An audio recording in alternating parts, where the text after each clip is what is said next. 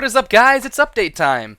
So this morning, Supercell actually released a tweet that was linking to their balancing blog. First off, huge thing. I really love the balancing blog. I really love the fact that they are opening up and being open with the community about what they're doing, the changes that they're going to be making in the future, and things like that. You know, communication is huge to me, and huge on them for doing so, right? That being said, opening the balancing blog, it gives a link here, as you can see, that talks about faster spells, faster, big troops, dragons, witches, wall breakers, golems, lava hounds, pekkas, whatever. As well as balloons, wizards, healers, valkyries, and bowlers. That's massive to me. I like using a little bit of heavier troops when I'm farming because I am sort of farming up in like champions and titans, and I enjoy that. That's big for me, for the people who are pushing like that, are not even pushing but farming up in a higher league, and I think it's going to encourage people to be in a league that matches their troop levels, right? Then their town hall level as well. The other big thing, and I think this is the biggest part about the time, is the hugely reduced hero regen times.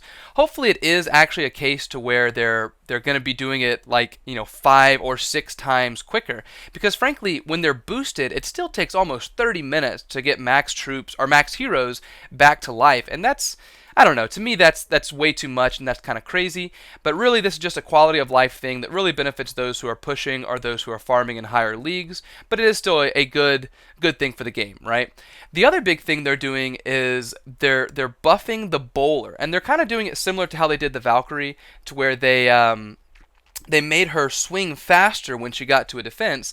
And same thing with the bowler. It just like, it walked so slow, it got there, it smoked a pipe for 10 minutes, and then it threw a bowling ball. You know what I mean? And that's just, it gets left behind by the other troops, and it just isn't good.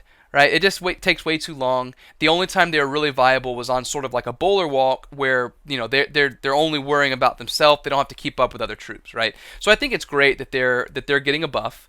And the other thing, which this is entirely for pushing, is the timeout when you're searching has been raised from 5 to 30 minutes. I don't really care as much about pushing, but still, I guess that's a good thing for them.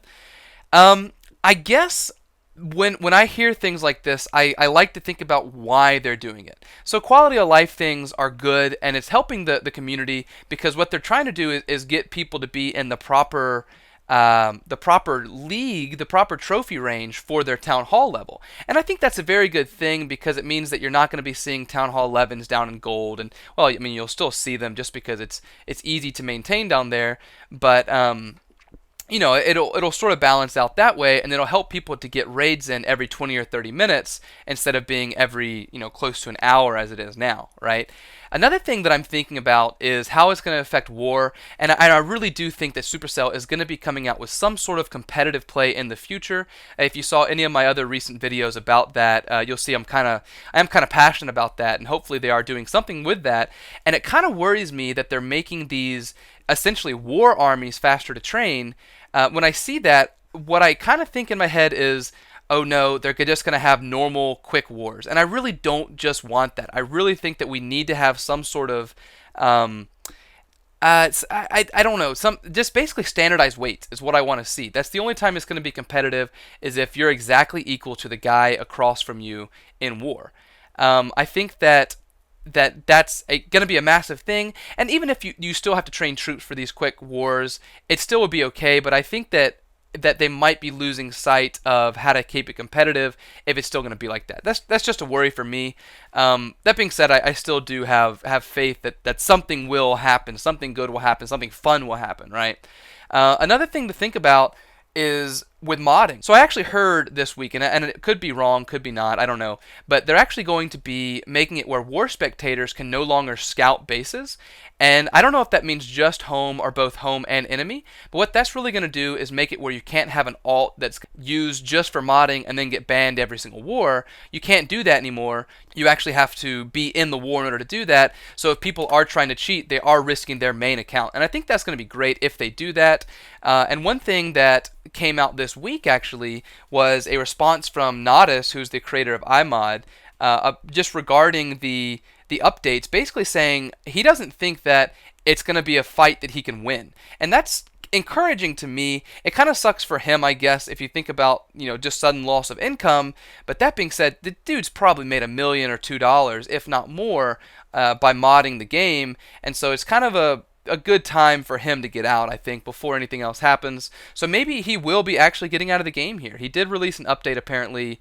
I don't know what all it changed, but hopefully in the future we will see that it actually does fully go away, and I think that's going to be massive for the game. I'm really encouraged by that, and also that people who are ex-modders are trying to be, start fair play clans. You have things like the Morals and Ethics War Alliance, which is an ex-modders association of fair play guys, and I think that's great for the game. I really do.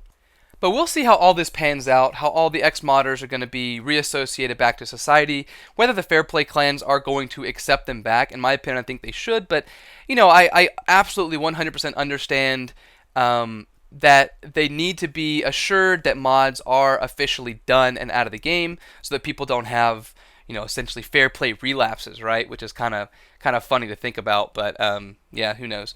We'll see how it plays out though, and hopefully Supercell will be coming out with more updates here in the future. I'm loving what they're doing with communication, and I'll have more videos here soon. Hopefully we're going to see more bowlers in war now that they're here, and I think we'll see them more actually on attacks, not just on walks, but actually going into the base. So I think that'll be interesting to watch.